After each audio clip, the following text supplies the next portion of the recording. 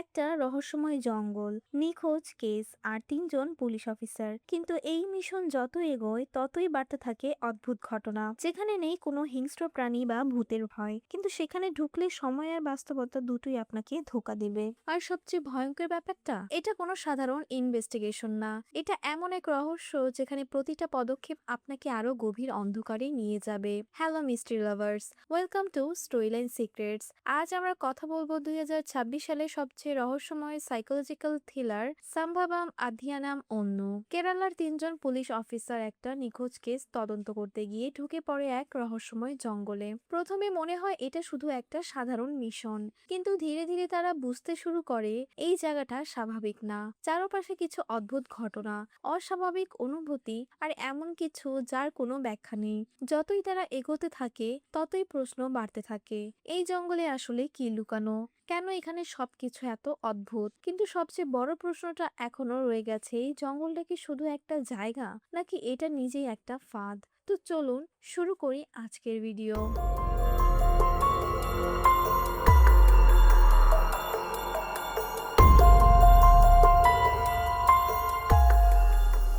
গল্পটা শুরু হয় একটা জঙ্গলে। কিছু লোক দুইটা লাশ নিয়ে জঙ্গলের ভিতরে যাচ্ছে এবং তাদের সাথে একটা বিদেশি মহিলা ছিল। তারা জঙ্গলের ভিতরে এসে একটা লাশ একটি ছোট গর্তে ফেলে দেয় এবং অন্য লাশটা আনতে গিয়ে দেখে সেখানে কেউ নেই। আসলে সে মারা যায়নি এবং সেটা একটি ছেলে ছিল। ছেলেটি পালাচ্ছে, বাকিরা ছেলেটিকে খুঁজছে। ছেলেটি ঘুরতে ঘুরতে সেই বিদেশি মেয়েটার সামনে গিয়ে পড়ে এবং তখন সে হাতে একটি গাছের ডাল নিয়ে তার কাছে যায় এবং তার পেটে সেটা মেরে দৌড়ে পালায়। পরে আমাদেরকে একটি লোককে দেখানো হয় যে কিনা একটা গর্ত থেকে উঠে আসে। আরেকটি লোক জঙ্গলের মধ্যে ঘুরছে এবং আরেকজন গাছের ভিতর কি যেন খোদাই করছে।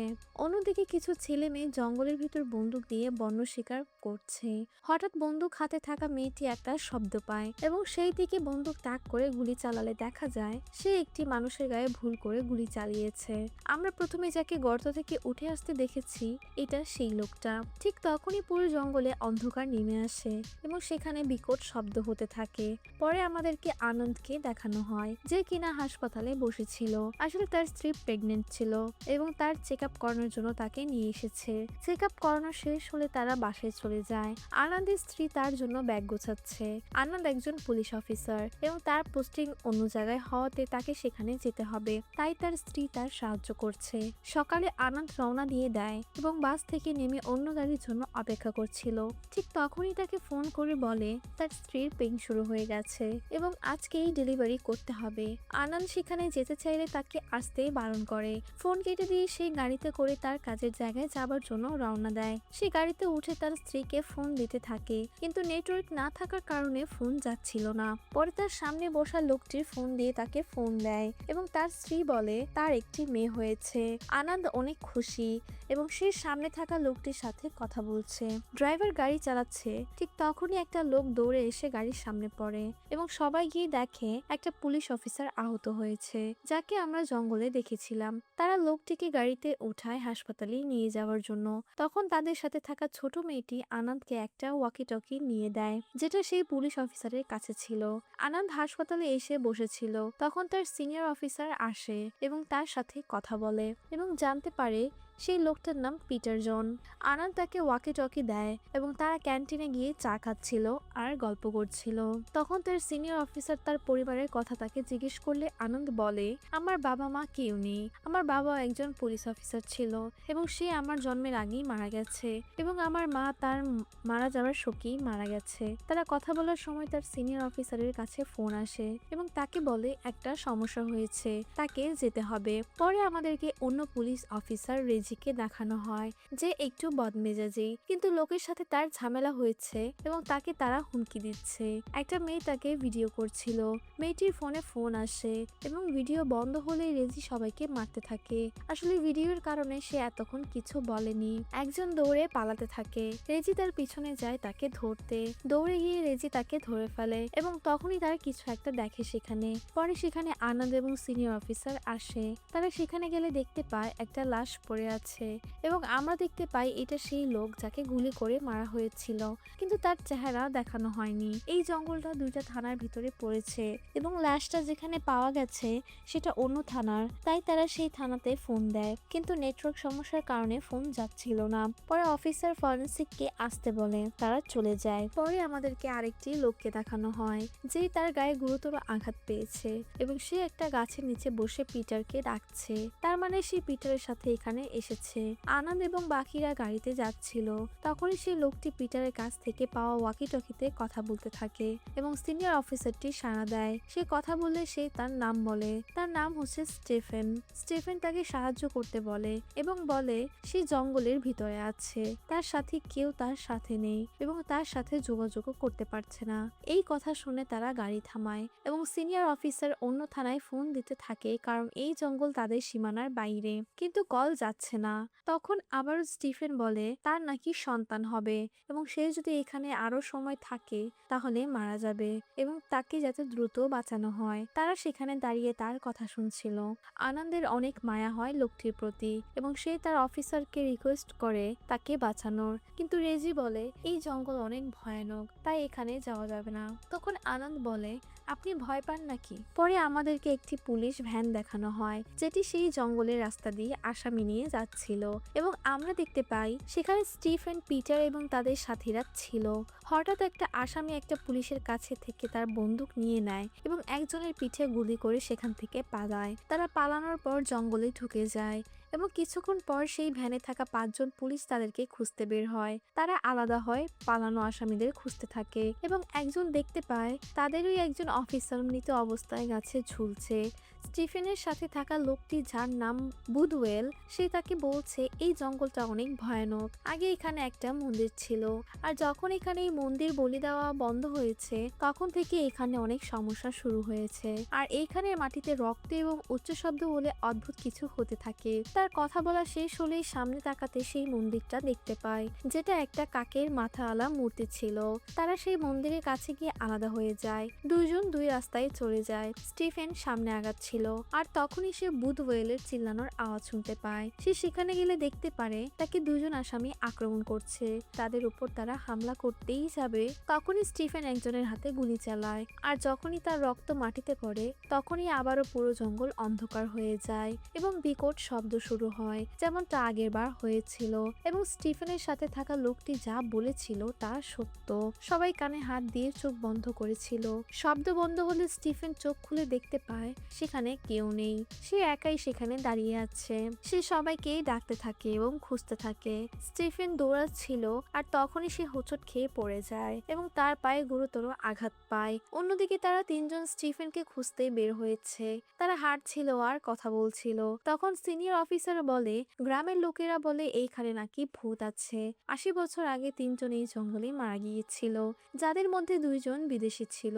আমরা প্রথমে যাদের দেখেছিলাম তাদের কথাই বলছে তারা। তারা মারা যাবার পর থেকেই নাকি এই জঙ্গলে কেউ ঢুকলে আর বের হতে পারে না এবং 1994 সালে অনেকগুলো লোক একসাথে এই জঙ্গলে হারিয়ে গেছে। তারা কথা বলা শেষ হলে তাকে একজন অফিসার ফোন করে বলে আনন্দ যাকে হাসপাতালে ভর্তি করেছিল তার জ্ঞান ফিরে এসেছে।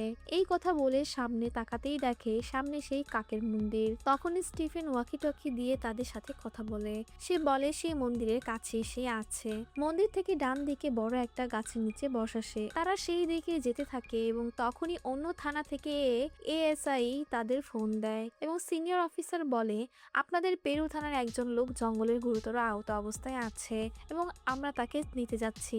তখনই এসআই জায়গার কথা বলে সে বলে একটা মন্দিরের সামনে, যেটা একটা কাকের মূর্তি। এই কথা শুনে সে তার নাম জিজ্ঞাসা করলে সিনিয়র অফিসার স্টিফেনের নাম বলে এবং সে শুনে বলে আমাদের থানায় এই নামের কেউ নেই আর আপনারা যত তাড়াতাড়ি সম্ভব সেখান থেকে বের হন, সেখানে কোনো মানুষ যায় না। এটা বলে ফোন কেটে দেয়। সিনিয়র অফিসার আবারও তাকে কল করে তার সাথে কথা বললে সে একই কথা বলে যে স্টিফেন নামের কেউ নেই এইখানে। তখন আনন্দ স্টিফেনের সাথে তার কথা বলিয়ে দেয়। স্টিফেন ভাবে সেটা বুদওয়েল ছিল, তাই সে তার নাম ধরে ডাকতে থাকে। কিন্তু এসআই বুধওয়েলের নাম শুনে চমকে যায় এবং আবারও তার পুরো নাম জিজ্ঞাসা করে। স্টিফেন বুধওয়েলের পুরো নাম বললে ঘাবড়ে যায় এবং বলে, আমাদের থানায় স্টিফেন নামের একজন এসআই ছিল, কিন্তু 30 বছর আগে সে আর তার পুরো টিম 1994 সালের 26শে মে জঙ্গলে হারিয়ে গিয়েছিল এবং তাদের আর খুঁজে পাওয়া যায়নি। এবং তাদের মধ্যে বুধওয়েল আমার বাবা ছিল। তার ফোন কেটে দিয়ে চিন্তায় পড়ে যায় এবং ভয় পেতে থাকে। রেজি ভয় পায় এবং সেই বাকিদের নিয়ে চলে যেতে চায়, কিন্তু আনন্দ যেতে চায় না। এটা নিয়ে তাদের মধ্যে হাতাহাতি হলে সিনিয়র অফিসার তাদেরকে থামায় এবং রেজি একাই তাদেরকে রেখে চলে যায়। তখনই আনন্দ সেই বড় গাছটি দেখতে পায় যেটার কথা স্টিফেন বলেছিল। তারা সেখানে যায় এবং তখন স্টিফেন বলে, আমি গাছের নিচে বসে আছি আর এইখানে একটা পুলিশের বডি আছে, কিন্তু এইটা অন্য থানার আর নেম কার্ডে তার নাম দেখা যাচ্ছে। স্টিফেন যখন তার নাম বলে সেটা শুনে আনন্দ এবং তার সিনিয়র অফিসার চমকে যায়। স্টিফেন তার নাম বলে এমজি আশোকান এবং তখনই আমাদেরকে আনন্দের সাথে থাকা অফিসারের নাম দেখানো হয়, যার নাম ছিল এমজি আশোকান। তখনই আনন্দ গাছের অন্য পাশে যায় এবং স্টিফেনকে আজকের তারিখ আর সাল জিজ্ঞাসা করে। স্টিফেন যা বলে সেটা শুনে আনন্দ এবং আশোকানের মাথা ঘুরে যায়। স্টিফেন বলে, আজকে 26শে মে 1994 সাল। আর তখনই আমাদেরকে দুইটা মানুষের কঙ্কাল দেখানো হয় এবং তার পাশে একটি ওয়াকিটকি ছিল। রহস্য যেন আরো বাড়ছে। তাহলে এই কঙ্কাল দুইটা স্টিফেন আর আশোকানের? তারাই যদি হয় তাহলে আশোকান আনন্দের সাথে কিভাবে, আর স্টিফেন তাদের সাথে কথা বলছেই বা কিভাবে, আর তারাই বা 1994 সালে কিভাবে আসলো? তারা দুইজন কিছুই বুঝতে পারছে না, তাদের মাথা খারাপ হচ্ছে। আনন্দ স্টিফেনকে ডাকছে কিন্তু সে সাড়া দিচ্ছে না। ঠিক তখনই তাদের থানা থেকে কল আসে এবং একজন অফিসার বলে, যাকে হাসপাতালে ভর্তি করা হয়েছিল সেই মারা গেছে, কিন্তু সমস্যা হলো তার পরিবার তাকে দেখতে এসেছে, একটা মহিলা আর একটা ছেলে। সেই মহিলা বলছে পিটার নাকি তার স্বামী। মহিলার বয়স 50 বছরের উপরে আর পিটারের বয়স 30 বছরের মতো। তাহলে সে তার স্বামী হয় কিভাবে? তখন মহিলা বলে, আমার স্বামী 30 বছর আগে জঙ্গলে হারিয়ে গিয়েছিল, তার মানে 1994 সাল। তখন তার ছেলে পিটারের আইডি কার্ড তাকে দেখালে তারা সবাই অবাক হয়ে যায়। আইডি কার্ডে পিটারের জন্মসাল ছিল 1959 সাল। আনন্দ এবং আশোকান এই কথা শুনে আবারও অবাক হয়ে যায় এবং ফোন কেটে দিয়ে চিন্তায় পড়ে যায়, তাদের সাথে আসলে হচ্ছেটা কি। অন্যদিকে সেই জঙ্গলে পাওয়া লাশটার তল্লাশি চলছে। লাশের পকেটে একটা আইডি কার্ড পায় এবং সেটা নিয়ে একজন পুলিশ অফিসারকে দেয়। পুলিশ এটা দেখে অবাক হয়ে যায় আর আশোকানকে ফোন করে বলে সেই লাশটা নাকি রেজিয়ের লাশ। তারা শুনে অবাক হয়ে যায়। রেজি নিজেই প্রথমে সেই লাশটাকে দেখতে পায়, তাহলে সে কিভাবে মারা যেতে পারে? রহস্য যেন আরো গভীরে যাচ্ছে। আনন্দ আর আশোকান বুঝতেই পারছে না আসলে তাদের সাথে হচ্ছেটা কি। অন্যদিকে রেজিকে দেখানো হয় যে জঙ্গলের ভিতরে বের হবার রাস্তা খুঁজছে। সে সামনে আগাচ্ছে আর তখনই গাছের পাশে আরেকটি কঙ্কাল দেখতে পায়, যার মাথা ছিল গাছের উপরে। রেজি সেটা দেখে ভয় পেয়ে যায় আর পিছে যেতে থাকে। ঠিক তখনই সে একটা গর্তে পড়ে যায়। গর্তটিতে বৃষ্টির পানি দিয়ে ভরে যায় এবং সে যতই চেষ্টা করছে ওঠার, ততই আরো নিচে যেতে থাকে। সে চিল্লাচ্ছে আর সেখান থেকে বের হবার চেষ্টা করছে। তার ডাক শুনে আনন্দ আর আশোকান ছুটে চলে আসে তাকে বাঁচাতে। তারা দুজন তাকে টেনে তোলার চেষ্টা করতে থাকে আর তখনই আশোকানের হাত কেটে যায় আর সেখান থেকে এক ফোঁটা রক্ত পড়ে যায়। ঠিক তখনই আবারও সেই আগের মতোই পুরো জঙ্গল অন্ধকার হয়ে যায় এবং বিকট শব্দ শুরু হয়ে যায়। আশোকান তার বন্দুক বের করে হাওয়ায় গুলি চালায় এবং আনন্দ চোখ খুলে দেখে সেখানে কেউ নেই। পুরো জঙ্গলে তখন রাত নেমে আসে। আনন্দ একটু সামনে গেলেই একটা মহিলার শব্দ শুনতে পায় এবং আমরা দেখতে পারি এটা সেই বিদেশি মহিলাটা যাকে আমরা প্রথমে দেখেছিলাম, যে কিনা বন্দুক নিয়ে সেই ছেলেটাকে খুঁজছে। আর মেয়েটা গুলি চালালেই আবারও সবকিছু বদলে যায়। আনন্দ পরে একটি মেয়েকে দেখতে পায় যে কিনা একা বসেছিল। আনন্দ তার কাছে গেলে মেয়েটি তাকে বলে তার ভাই হারানো গেছে। পরে আনন্দ যায় তাকে খুঁজতে। আনন্দ তাকে খুঁজতে খুঁজতে সামনে গেলেই দেখতে পায় একটা গাছের নিচে আশোকানের মরদেহ পড়ে আছে। সে ভয়ে পড়ে যায়। তখনই সে 1994 সালে পালিয়ে যাওয়া একজন আসামি তাকে পিছন থেকে গলা টিপে ধরে। সেখানে সেই বাচ্চাটি এসে পড়ে এবং আনন্দ তাকে পালাতে বলে। আনন্দ তার থেকে ছুটে দৌড়ে পালায় এবং সামনে গিয়ে দেখে আরো 3 জন আসামি পিটারকে গলা চেপে ধরছে।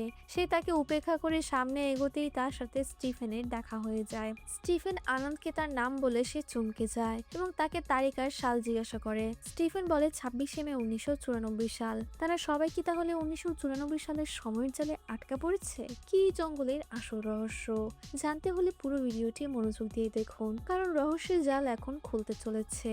স্টিফেন পিটারের চিৎকার শুনে সেখানে দৌড়ে দেয়, তার পিছনে আনন্দ যায়। সেখানে গিয়ে দেখে দুইটা আসামি পিটারকে মারছে। স্টিফেন একজনের হাতে গুলি চালায় আর তখন তার হাত থেকে রক্ত মাটিতে পড়লে আবারও সব অন্ধকার হয়ে যায়। এই দৃশ্যটা আগেও আমরা হতে দেখেছি, কিন্তু তখন আনন্দ সেখানে ছিল না।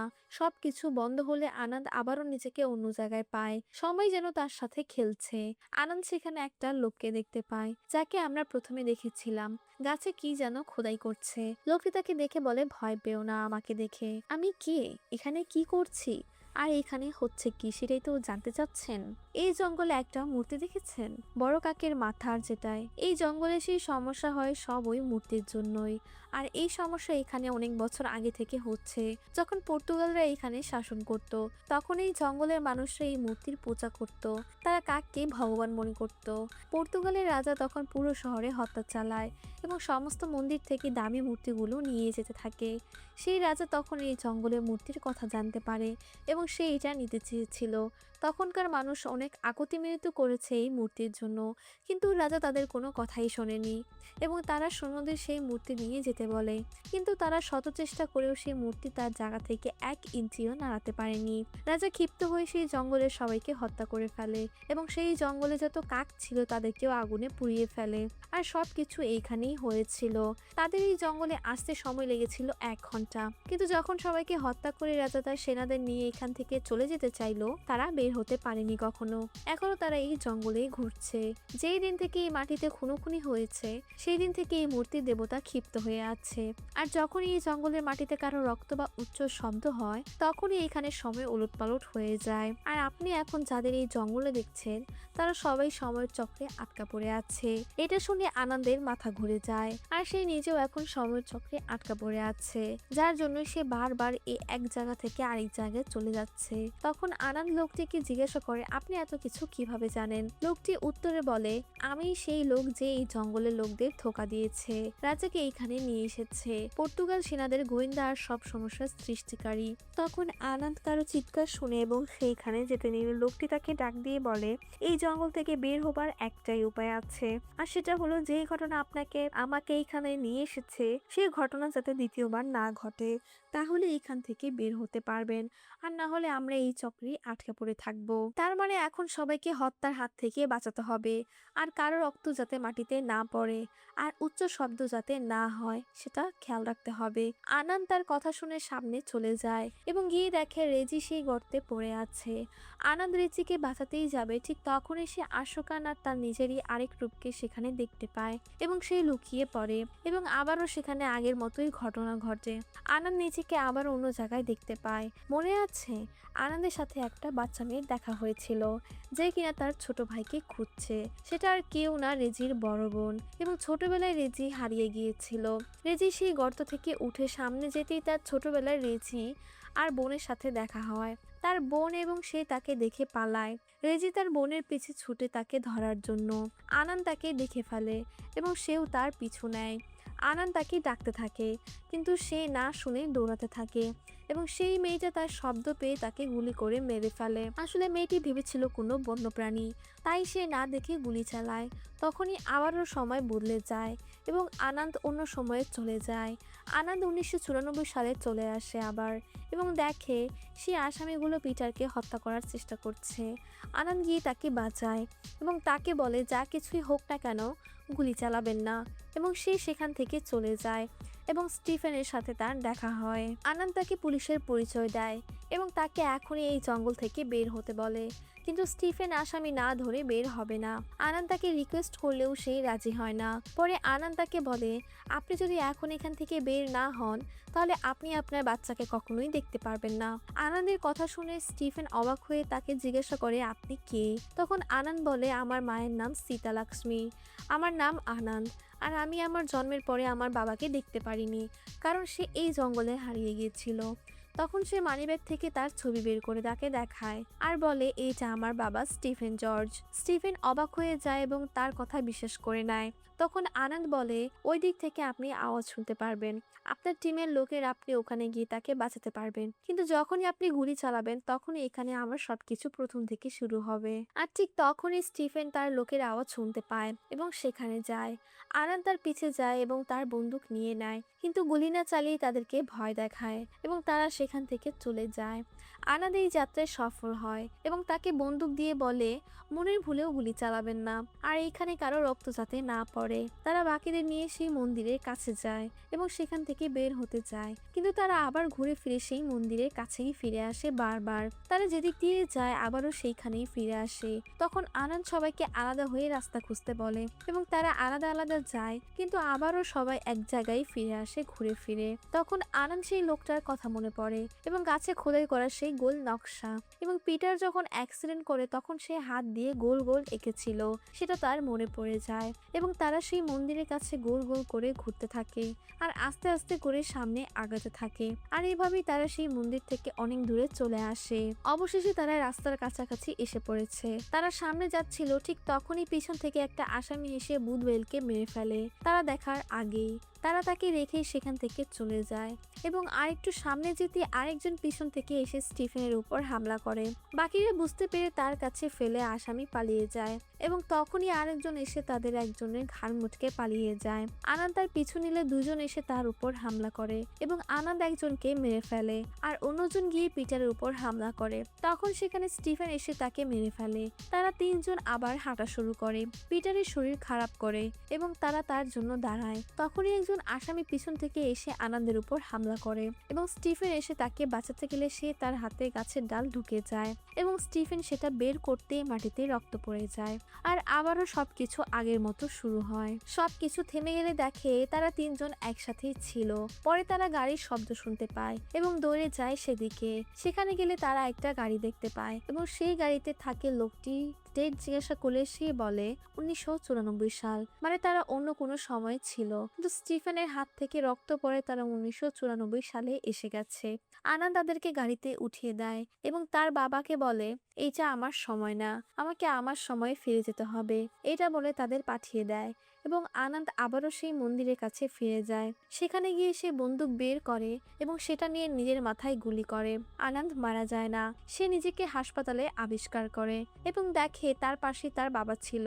যেহেতু আনন্দের একটা রূপ ভবিষ্যতে ছিল তাই সে মারা যায়নি এবং সে বর্তমান সময়ে ফিরে এসেছে এবং সে তার বাবাকে এবং নিজেকে সেই জঙ্গল থেকে বের করতে সক্ষম হয়েছে। আনন্দের একটা মেয়ে হয়েছে, আনন্দের পোস্টিং হয়েছে, তাই সে নতুন থানায় যাচ্ছে জয়েন হতে। রাস্তা দিয়ে যাবার সবাই আনন্দের সাথে আশুকানের দেখা হয়, যে কিনা বেঁচে ছিল। আশুকানের গাড়ি নষ্ট হয়ে গেছে, তাই সে তাদের গাড়িতে উঠে এবং তাদের সাথেই যেতে থাকে। আনন্দ একটু বিচলিত হয়ে আছে, তারা কথা বলছিল আর তখনই আশুকানের ফোন আসে এবং সেই রেজি আর সমস্যার কথা বলে। ঠিক তখনই আনন্দ বাহিরে একটা হরিণ দেখতে পায়, যেমনটা মুভির প্রথমে সে দেখেছিল। আনন্দ বুঝতে পারছে না কি হচ্ছে। আবার ঠিক তখনই তাদের গাড়ি কিছুটা ধাক্কা খায়। আনন্দ বাহিরে বের হয়ে দেখে সেই একই রাস্তা আবার অ্যাক্সিডেন্ট হয়েছে, কিন্তু আগের বার পিটার ছিল আর এইবার সেই মেয়েটি যে কিনা রেজিকে গুলি করেছিল। আনন্দ ভয় পেয়ে যায়, সে কিছুই বুঝতে পারছে না কি হচ্ছে। তারা মেয়েটিকে গাড়িতে উঠায় হাসপাতালে নিয়ে যাবার জন্য। আনন্দ মেয়েটিকে তার কোলে শুয়ে নিয়েছে এবং তাকে জাগিয়ে রাখছে। আনন্দ মেয়েটির ফোনে হাত নিতে অবাক হয়ে যায় এবং আমরা দেখতে পারি আনন্দের সাথে তার ছবি এবং সেটা ভবিষ্যতের আনন্দ। মেয়েটি যখন চোখ খুলে এবং তাকে দেখে বাবা বলে ডাক দেয়, এইটা আনন্দের মেয়ে, কিন্তু বর্তমান সময়ের না, ভবিষ্যতে। কিছুক্ষণ পরে মেয়েটি আনন্দের কোলেই মারা যায়। আনন্দ গাড়ি থেকে বের হয়ে তার স্ত্রীকে ফোন দিয়ে তার মেয়ের কথা জিজ্ঞাসা করে এবং সে বলে আমার কাছেই আছে। আনন্দ ফোন কেটে দেয় এবং তখনই সেই জঙ্গলের মধ্যে সে পর্তুগালের রাজাকে দেখতে পায়। আর এখানেই মুভিটি শেষ হয়ে যায়। আসলে এখনো তারা সেই চক্রের মধ্যেই আছে।